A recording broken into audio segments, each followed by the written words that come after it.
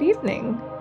You, my little phantom, are listening to Phantasmic, hosted by none other than myself, Lady Lillian McCall. Tonight, I intend to cast a spell for your attention, so I do hope that you'll enjoy these 3 magically scary stories.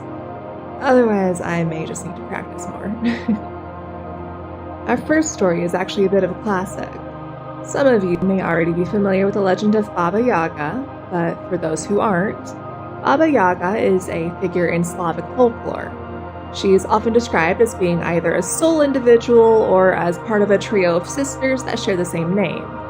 And she's usually depicted as a quote-unquote deformed and/or ferocious-looking woman, according to her wiki page. Her character is rather multifaceted, leaving many to speculate her ambiguous nature and if she's even that bad or not. This tale I found on Story Nori actually does a wonderful job portraying that. Shall I? Somewhere in the eastern part of Europe, where it gets bitterly cold in winter, there's a dark forest.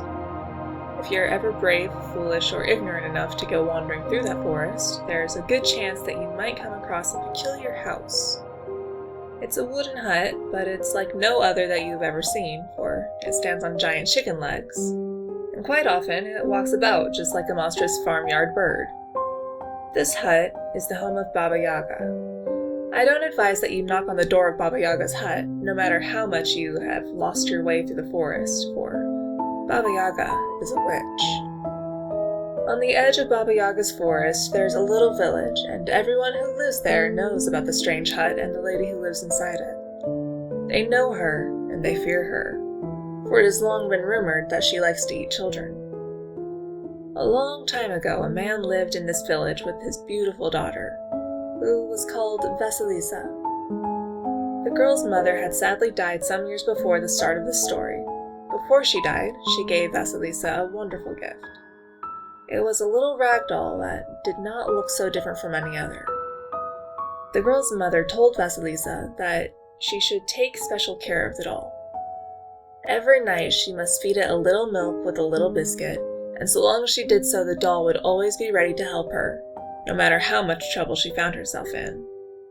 Vasilisa did just as her mother bid her. Every night, the little rag doll sat up and drank a little milk and ate a little biscuit before smiling at Vasilisa and then going back to sleep. As time went by, the girl's father decided to marry again. His second wife had 2 daughters of her own, neither of whom could touch Vasilisa for beauty or sweetness of character, in fact. They were so jealous of Vasilisa that they hated her terribly. So long as Vasilisa's father remained at home, the stepmother and stepsisters had to pretend that they liked her. But every now and again, one of the sisters would whisper in Vasilisa's ear, "Just you wait until dear Papa leaves us alone with you, then you'll see." When Vasilisa had recently passed her 16th birthday, her father said that he had to go away on a journey that would last at least a month. Vasilisa begged him to take her with him, but he just laughed and said he was traveling on business and the girl would find the journey tiresome and dull. The first night after the father had left, the stepmother gathered the 3 girls together in the parlor and spoke as such. "Now, my dears, I have a little task for each of you. Tanya," that was the oldest, "go in my room, please, my dear, and sew a button on my red dress. Katya," the youngest, "go to the kitchen table and roll some pastry so that it's nice and flat. And Vasilisa, dear, go to Baba Yaga's hut in the forest and ask her to lend us some lights. Now run along, sweetheart. Don't waste any time. We don't want you to get caught in the dark now, do we?" The stepmother shooed Vasilisa out of the house so fast that she hardly had time to put on her hat and gloves. She walked forlornly to the corner of the street and took the little doll out of her coat pocket where it had been sleeping. "Oh, little doll," she said, "my mother told me that if I fed and looked after you, you'd be ready to help me if I was ever in trouble. Well, I've fed and looked after you. Now I'm in terrible trouble, and I must go see Baba Yaga. Everyone knows that she is a dreadfully wicked witch, so please tell me, what am I to do?" The little doll looked up at Vasilisa and said, Be as brave as you are beautiful. Go to Baba Yaga's hut and no harm will come to you. Vasilisa mustered up all her courage and walked down the path that led through the woods to the hut of Baba Yaga. After a while, the young girl heard the sound of galloping hooves coming up behind her, and she stepped off the road to let a horse ridden by a rider in a blazing red cloak shoot past her. I wonder who that was, thought Vasilisa before setting off on her way once more.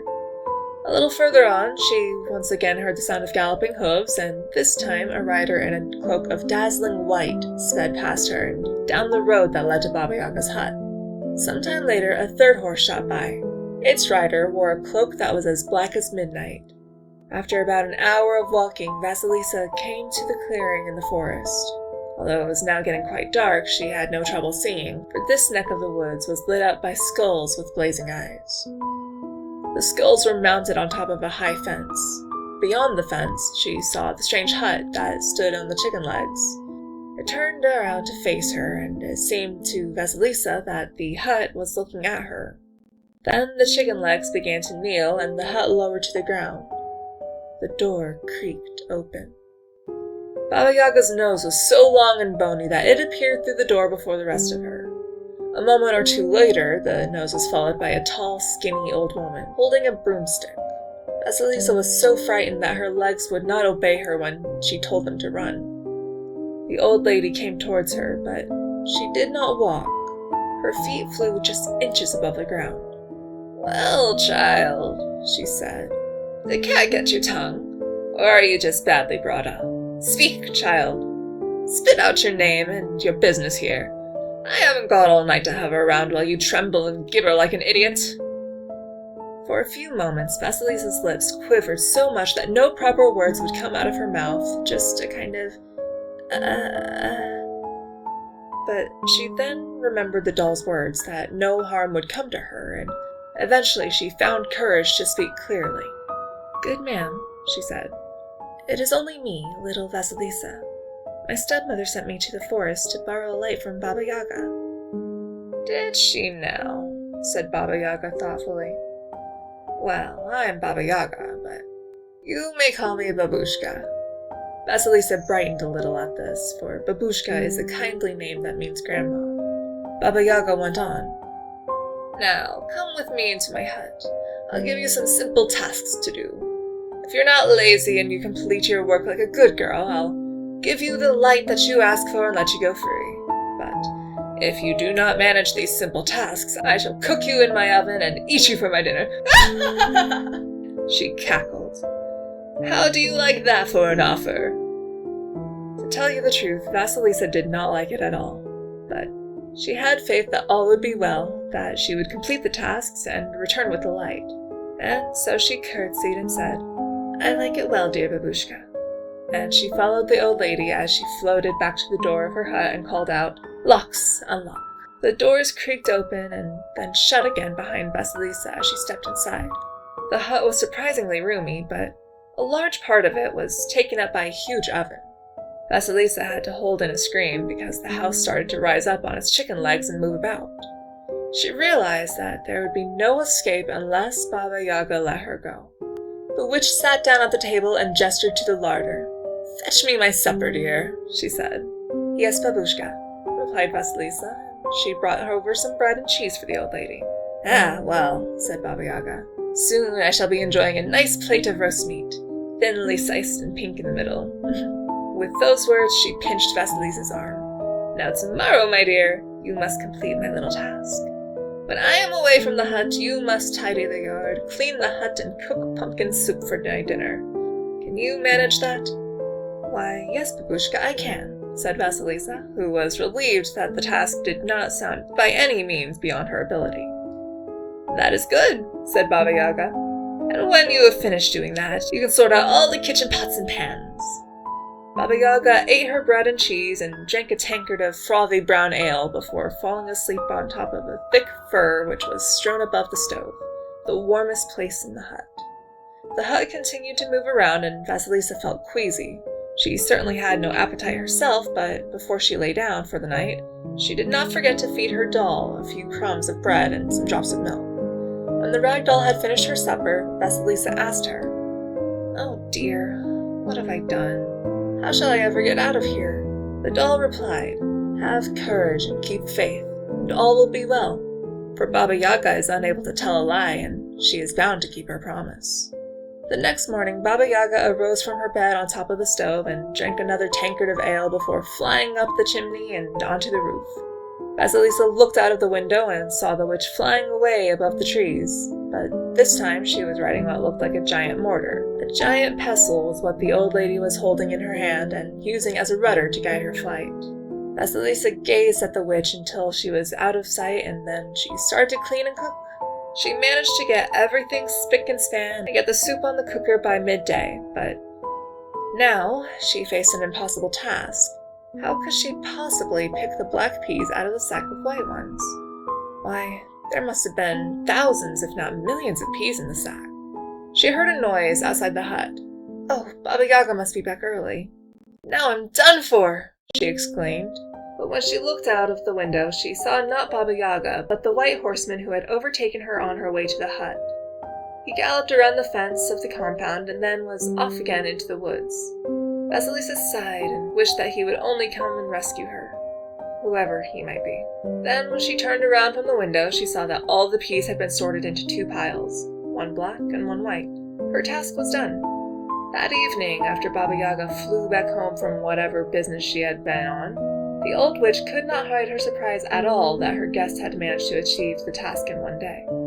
"I see that you're a good little worker, my dear," she said. "Well, in that case, tomorrow you can make pea soup and fetch water from the stream to fill up the tank. Here, use this bucket." What she handed to Vasilisa was not a bucket, but a sieve, and the poor girl wondered how she would ever manage to use it to fetch water. Still that night, when the little rag doll urged her not to feel despair, she knew in her heart that something wonderful might happen to help her. And it did. For as she stood by the stream holding the sieve in her hand, the red horseman rode by, took it from her, and swept over to the hut where he hurled it through the open window. When Vasilisa returned, she found that the tank was filled with fresh water. That evening, Baba Yaga dipped her bony finger in the tank and tasted a drop of the fresh water. She said, "Indeed, you are a hard-working girl. Let's see if you are clever, too. Tonight, you can stay up and count the number of stars in the sky. If you tell me the right number in the morning, you can take your light and go free. But if you answer it wrong, even if you tell me 1 star too many or too few, then I shall have you for my breakfast." That night, Vasilisa gazed out of the window at the sky and tried to count the stars. 1, 2, 3, 4, 5. But by the time that she reached 100 stars, she was no longer sure whether or not she was counting the same ones again, and she had to start all over again. It did not help that the hut kept moving around so that the view kept on changing. Eventually, Vasilisa began to sob quietly. She took out her doll and said, "Oh, dear little doll, who will come to the aid of poor little Vasilisa this time? I cannot guess the number of stars in the sky, and in the morning the witch will surely eat me." "Do not worry," said the doll. "Have courage and keep faith, and all will be well." And it was, for at the midnight hour, the black horseman came riding up to the window where Vasilisa was sitting, and he whispered a number to her as if in a dream. It was a very big number, but I cannot tell you what it was, for it's a secret. But it was the exact number of the stars in the sky that he told her. And in the morning, when Baba Yaga stepped with her bony legs onto the floor, Vasilisa said, "Good morning, babushka. Shall I tell you the number of the stars now?" Baba Yaga yawned and said, "Go on, child, tell me, but you had better not be wrong, for if you are, I shall eat you." Vasilisa told the number to Baba Yaga, who let out a terrible cry like. Her eyes blazed like those of the skulls on the fence surrounding her hut. "Who told you that?" she demanded so fiercely that Vasilisa sank back. Baba Yaga picked up a plate and threw it across the room so that it smashed against the wall. Then she picked up a knife, and Vasilisa was sure she meant to kill her. "But, babushka," she said, "you promised that if I told you the number correctly, I could take a light and go free." Baba Yaga froze for a moment, and the fierce glare of her eyes lessened somewhat. Ah, yes, she said more calmly. So I did. I suppose it was morning and day that helped you with the other task I set you. Vasilisa nodded, for she now understood that the three horsemen were morning, day, and night. Then you are a good girl, said Baba Yaga. For if morning, day, and night choose to help you, that means that your spirit is in harmony with the universe, and I will do you no harm. Wait here while I go on my business. I have no tasks for you today. Tonight you shall return home with a light. That evening, after Baba Yaga flew home on her mortar, she took Vasilisa out into the courtyard and gave her one of the skulls with blazing eyes. Take this, she said. It will light up your stepmother and your two stepsisters very well. Vasilisa took the skull and returned back down the path to her village. She expected that her stepmother would have found a light by now, but in fact the house was not lit. Instead, her relatives were sitting in complete darkness. She stepped into the house. The skull lit up the inside as bright as day. I'm home, called out Vasilisa, but she received no reply, for as soon as the light fell upon her stepmother and sisters, they turned to dust. Vasilisa went to live with a kindly old lady in the village until her father returned from his business. When he came back, he thought that his wife and stepdaughters must have run away. He did not miss them much. He lived happily with his beautiful daughter, Vasilisa, until one day a prince came riding by and caught sight of her. She was the most beautiful girl he had ever seen, and he had no hesitation in asking her to marry him, which she did, and they lived happily ever after. We love a happy ending from time to time, especially one that involves the death of the ones who wrong our protagonist. I think the moral of this old classic, well, actually no, I think there's two morals that can be learned from this one. One, no matter how bad things may get, so long as you stay true to yourself and treat the world with kindness, you'll be able to tough anything out.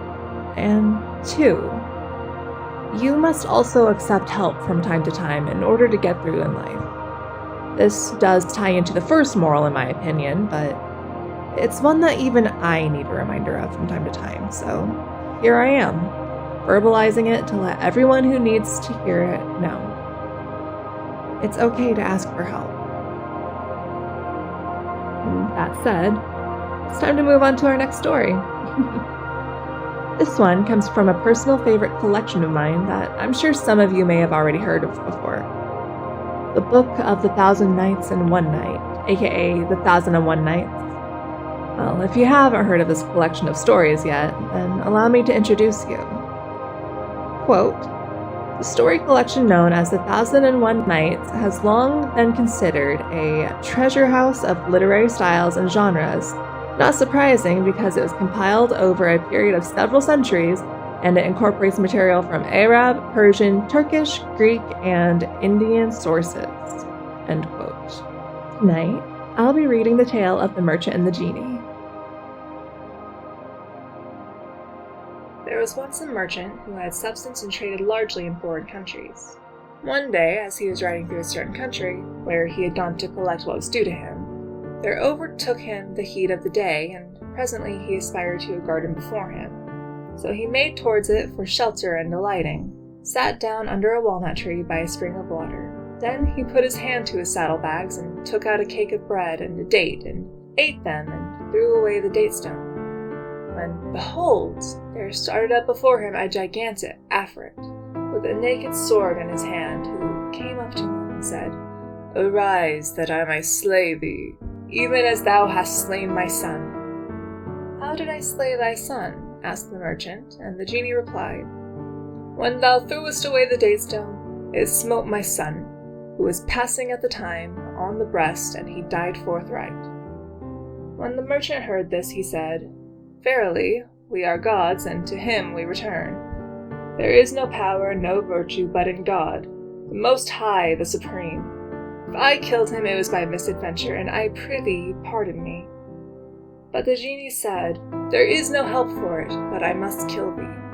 Then he seized him, and throwing him down, raised his sword to strike him, whereupon the merchant wept and said, I commit my affair to God, and recited the following verses. Fate has 2 days. untroubled one, the other lowering, and life two parts, the one content and the other sorrowing.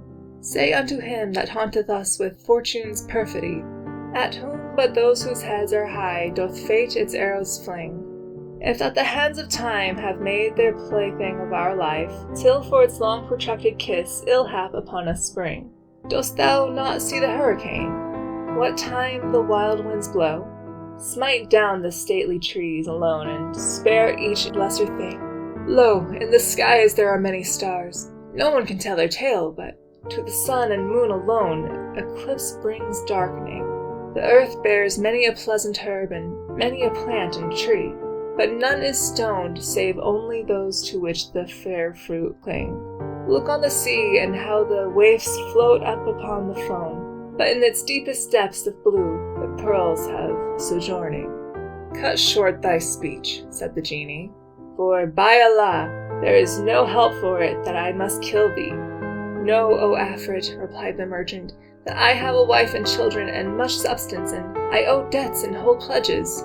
So let me return home and give everyone his due, and I vow, by all that is most sacred, that I will return to thee at the end of the year, that thou mayest do with me as thou will, and God as witness of what I say. The genie accepted his promise and released him, whereupon he returned to his dwelling place and paid his debts and settled all his affairs.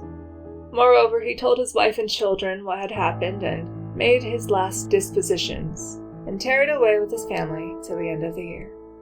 Then he rose and made his ablution, and took his winding sheet under his arm, and, bidding his household and kinsfolk and neighbors farewell, set out, much against his will, to perform his promise to the genie, whilst his family set up a great noise of crying and lamentation. He journeyed on till he reached the garden where he had met with the genie on the first day of the new year, and there sat down to await his doom. Presently, as he sat weeping over what had befallen him, there came up an old man, leading a gazelle by a chain, and saluted the merchant, saying, What ails thee to sit alone in this place, seeing us the resort of the jinn? The merchant told him all that had befallen him with the Afrit, and he wondered and said, By Allah, O my brother, thy good faith is exemplary, and thy story is a marvelous one. If it were graven with needles on the corners of the eye, it would serve as a warning to those who can profit by example. Then he sat down by his side, saying, By Allah, O my brother, I will not leave them till I see what befalls thee with this Afrit. So they sat conversing, and fear and terror got hold upon the merchant, and trouble increased upon him, notwithstanding the old man's company. Presently another old man came up, leading 2 black dogs, and, saluting them, inquired why they sat in a place known to be haunted by jinn. Whereupon the merchant repeated his story to him. He had not sat long with them when there came up a 3rd man, leading a dappled she-mule, and after putting to them the same question and receiving a like answer, sat down with them to await the issue of the affair. They had sat but a little while longer when, behold, there arose a cloud of dust, and a great whirling column approached from the heart of the desert.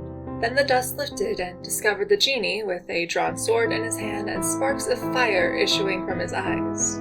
He came up to them and dragged the merchant from amongst them, saying, Rise, that I may slay thee as thou slewest my son, the darling of my heart.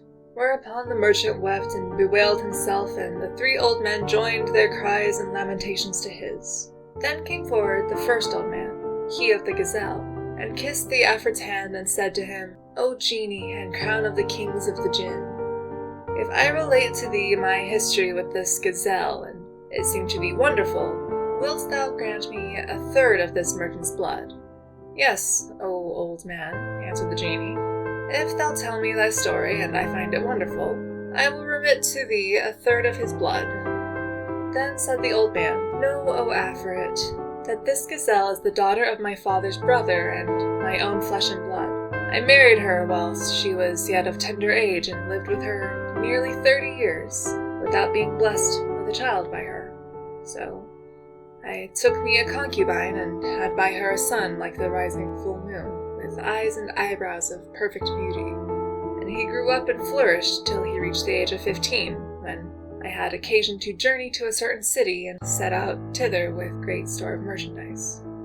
Now my wife had studied sorcery and magic from her youth, so I being gone, she turned my son into a calf and his mother into a cow, and delivered them both to the cowherd. And when after a long absence I returned from my journey, and inquired after my son and his mother, my wife said to me, Thy slave died and her son ran away, whither I know not. I abode for the space for a year, mournful-hearted and weeping-eyed, till the coming of the greater festival, when I said to the herdsman and bade him bring me a fat cow for the purpose of sacrifice.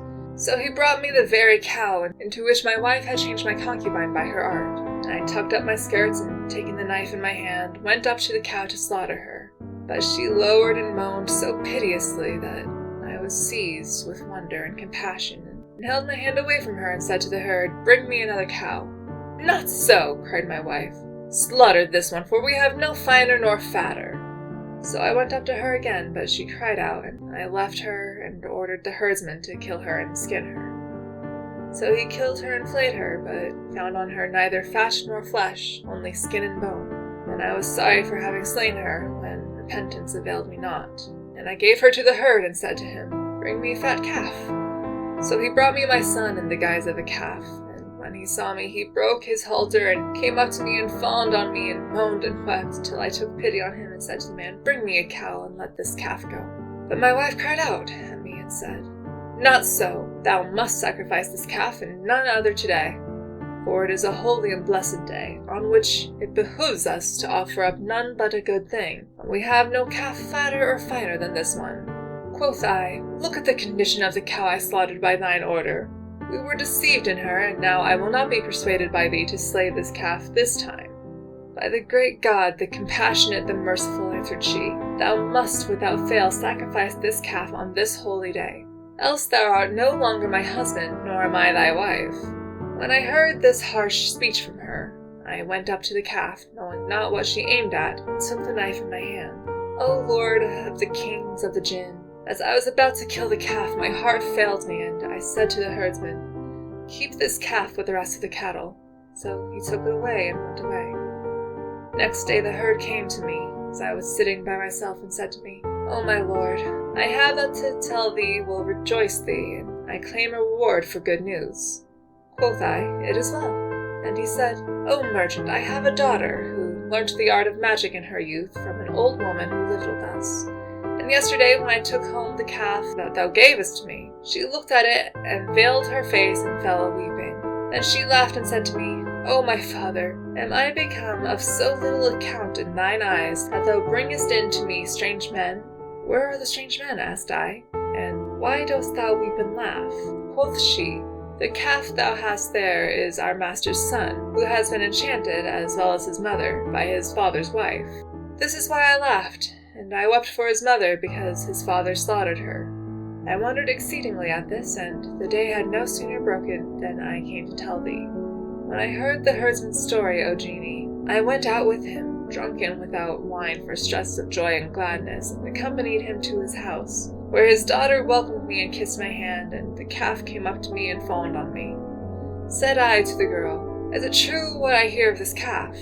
Yes, O my lord, answered she. This is indeed thy son, and the darling of thy heart. So I said to her, O damsel, if thou wilt release him, all that is under thy father's hand of beasts and goods shall be thine. But she smiled and said, O my lord, I care not for wealth, but I will do what thou desirest upon two conditions. The first, that thou marry me to this thy son, and the second, that thou permit me to bewitch the sorceress and imprison her in the shape of a beast. Else I shall not be safe from her craft. I answered, Besides what thou seekest, thou shalt have all that is under thy father's hand. And as to my wife, it shall be lawful to thee to shed her blood if thou wilt. When she heard this, she took a cup full of water, and conjured over it. Then sprinkled the calf with the water, saying, If thou be a calf by the creation of the Almighty, abide in that form and change not.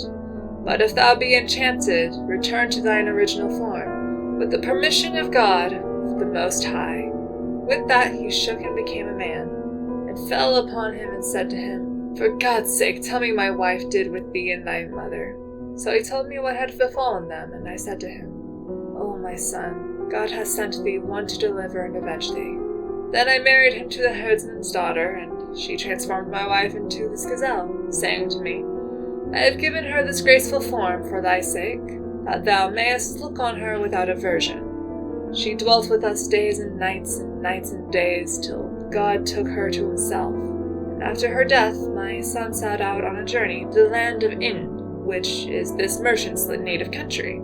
And after a while, I took the gazelle and traveled with her from place to place, seeking news of my son, till chance led me to this garden, where I found this merchant sitting and weeping, and this is my story." Quoth the genie, "This is indeed a rare story, and I remit to thee a third part of his blood." Then came forward the second old man, he of the 2 greyhounds, and said to the genie, "I will tell thee my story with these 2 dogs, and if thou find it still rarer and more marvelous, do thou remit to me another third part of his blood." Quoth the genie, "I agree to this." Then the second old man, "Know, O Lord of the kings of Jinn, that these 2 dogs are my elder brothers. The father died and left us 3,000 dinars, and I opened a shop that I might buy and sell therein, and my fathers did each the like. But before long my eldest brother sold his stock for 1,000 dinars and bought goods and merchandise and was setting out on his travels. He was absent for a whole year. One day, as I was sitting in my shop, a beggar stopped before me, and I said to him, 'God assist thee,' but he said to me weeping, 'Dost thou not recognize me?' I took note of him, and behold, it was my brother. So I rose and welcomed him and made him sit down by me and inquired how he came in such a case. But he answered, 'Do not ask me. My wealth is wasted, and fortune has turned her back on me.' Then I carried him to the bath and clad him in one of my suits and took him to live with me. Moreover, I cast up my accounts and found that I had made 1,000 dinars profit, so that my capital was now 2,000 dinars. I divided this between my brother and myself, saying to him, 'Put it that thou hast never traveled nor been abroad.'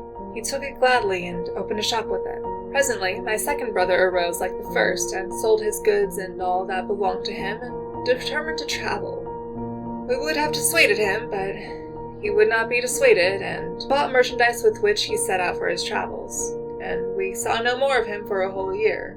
At the end of which time he came to us, as had done his older brother, and I said to him, 'O my brother, did I not counsel thee now to travel?'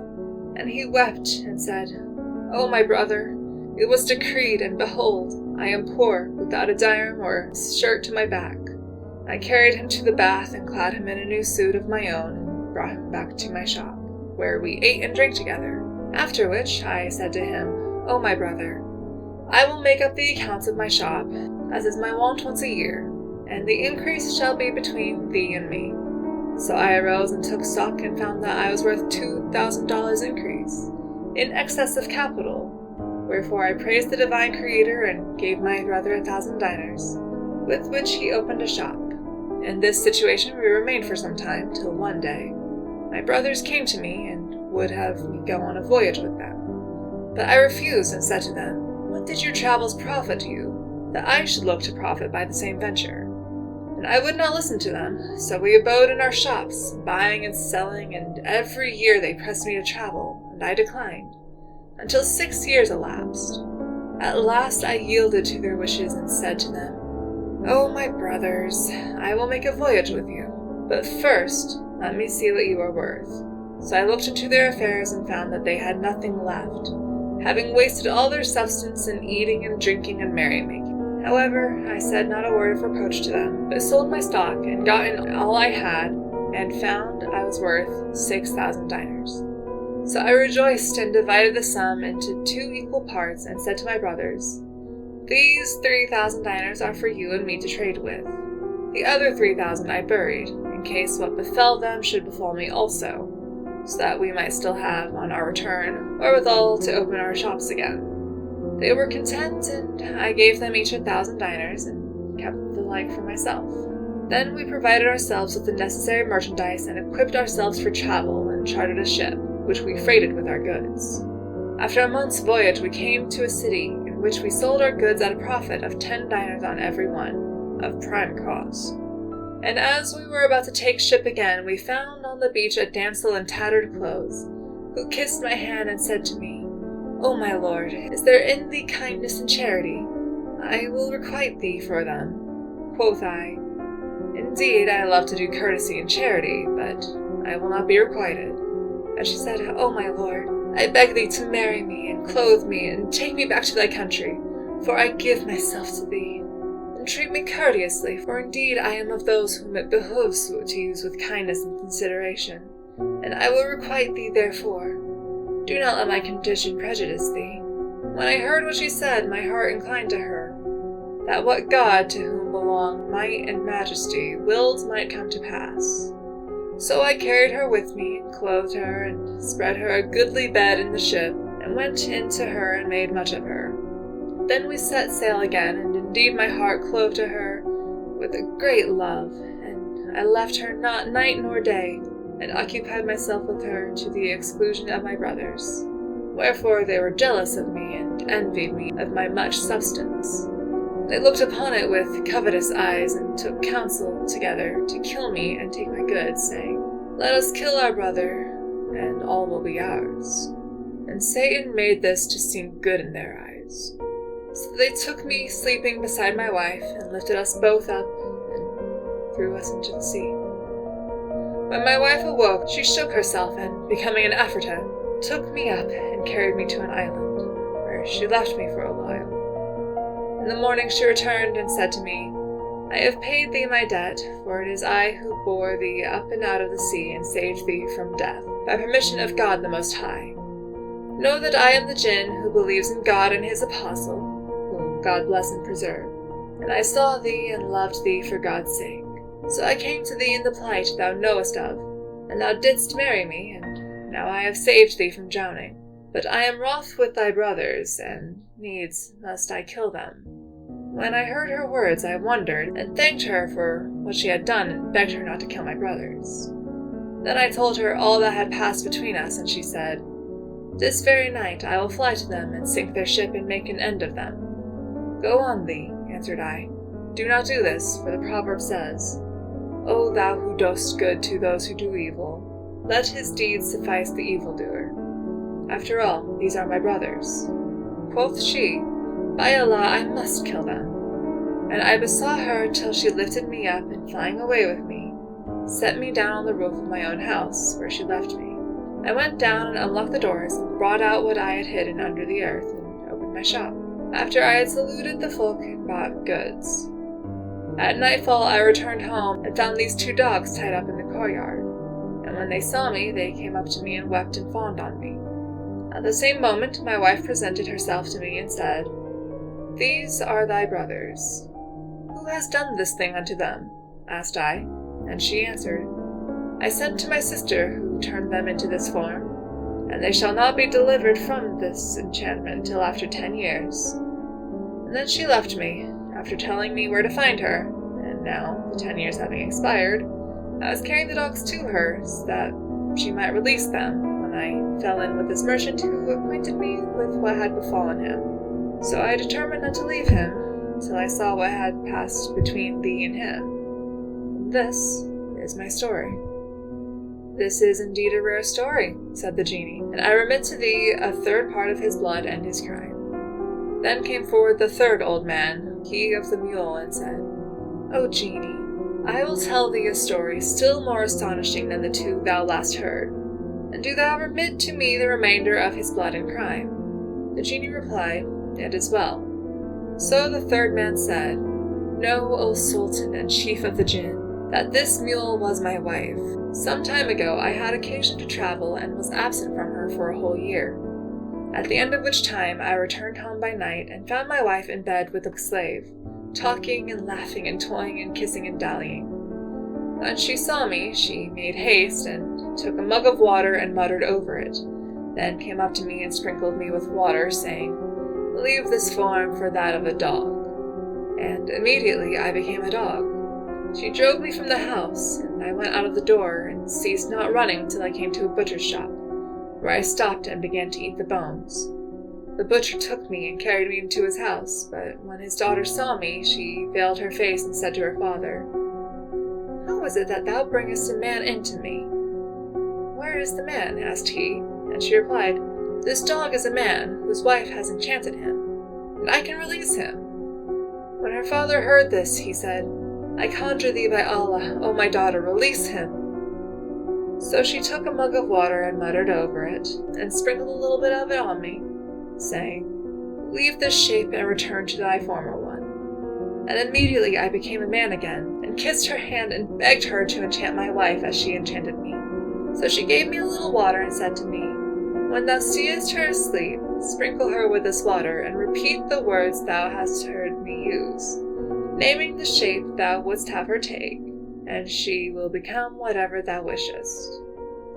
So I took the water and returned home and went in to my wife. I found her asleep and sprinkled the water upon her, saying, Quit this form for that of a mule. And she at once became a mule. And this is she whom thou seest before thee, O Sultan and Chief of the Kings of the Jinn. And he said to the mule, Is it true? And she nodded her head and made signs, as who should say yes, indeed. This is my history and what befell me. You know, this tale actually highlights a little fear of mine, truth be told. I'd hate to be caught in a situation like the merchant. Accidents have consequences, and the thought that one could lead to someone out for my head, doesn't that anxiety hit everybody? Anyway, honestly, I might just read another of these tales in a future episode. After all, this isn't the only one that's particularly creepy. But it's now time for our final story for the night, and if you haven't been keeping hydrated, consider this a moment to pause and get some water. You're all hydrated and promise you won't dehydrate on me? Excellent! Then allow me to reward you with our final story. Surely you're all aware of voodoo dolls and curses, yes? Well, what if I told you that there may just be some truth to the legends behind them? According to an article from a Massachusetts radio station, Fun 107, there may just be some candor after all.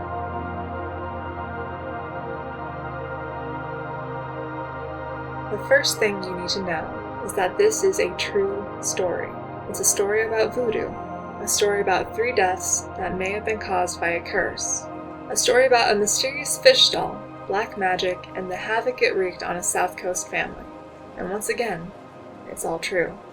I first came across this tale when working on my book, Haunted Objects, Stories of Ghosts on Your Shelf, which I co-authored with my friend Christopher Balzano. Another longtime friend, John Brightman of New England Paranormal Research, answered my call for stories of haunted or cursed items with a story that might be unbelievable to most. But to someone who understands the dark and mysterious nature of superstition on the South Coast, stories of the fantastic are not so uncommon. John was requested to come help a woman in Westport.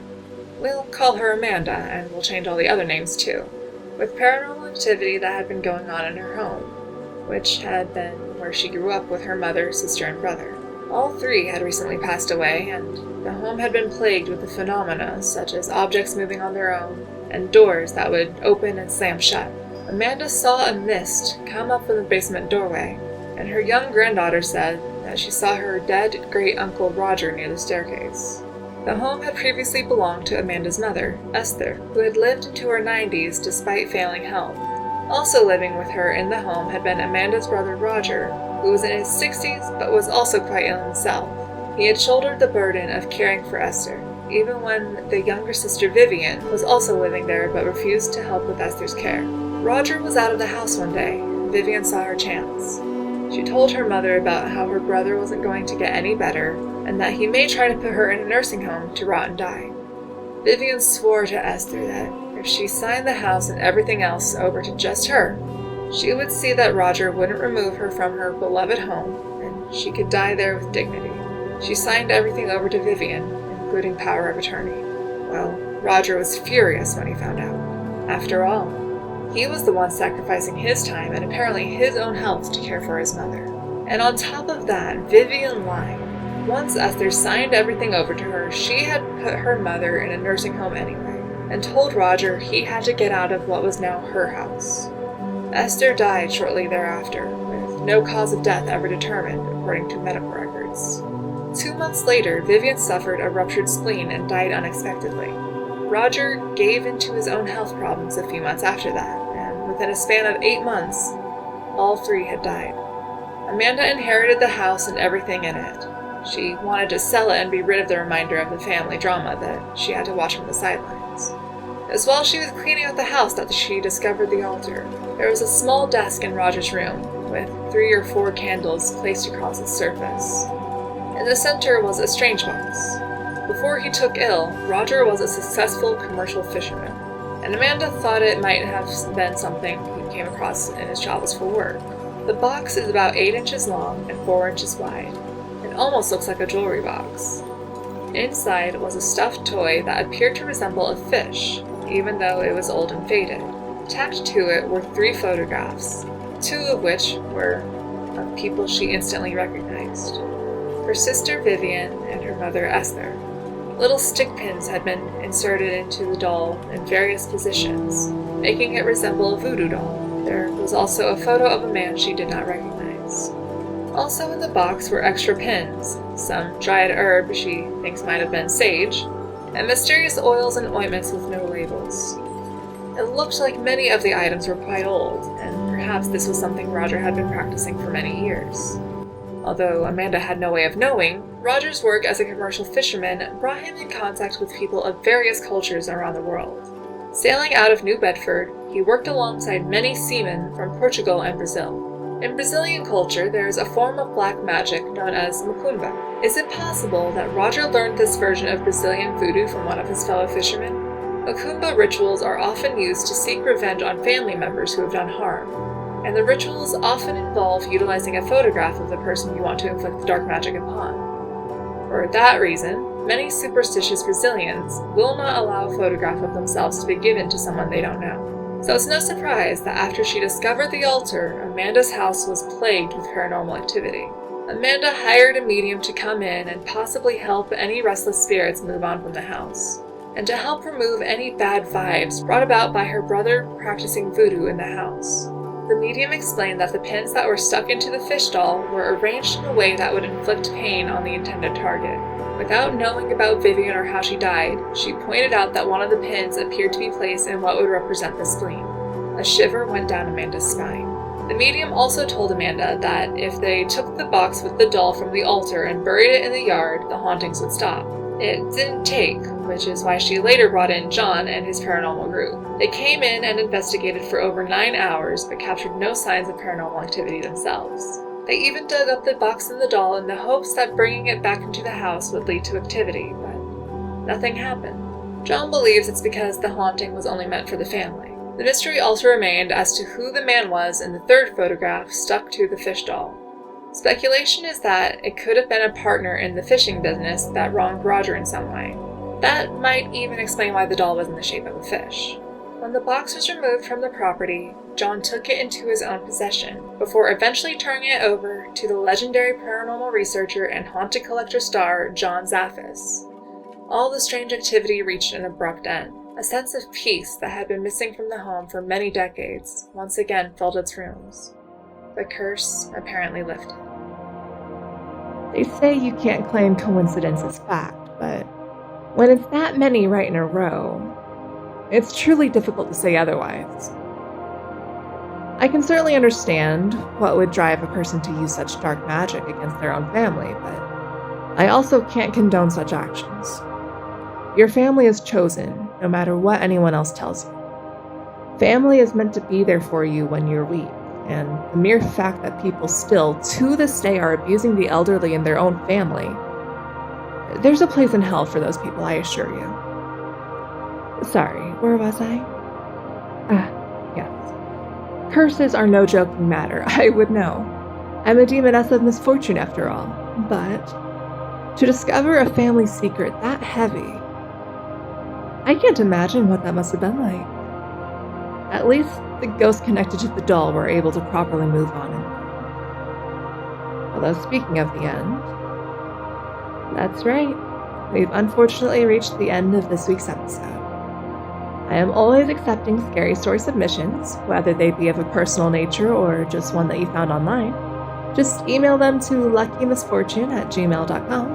That's LUCKYMSFORTUNE@gmail. Or at me on any of my socials located in the description box. Remember, once we hit 500 of you little phantoms, I'll be sharing one of my very own personal ghost stories, and trust me, you won't want to miss out. So please subscribe, follow, add, or whatever it is that the platform it is that you're listening in on lets you do, yeah? Oh, and for those that are able and want to help fund this project, you can find links to my OnlyFans, Patreon, and Ko-fi in the description as well. Thank you so much for listening, darlings. Now don't forget to drink plenty of water, get plenty of rest, and you might want to check under your bed. The darkness grows there. Good night. Muah.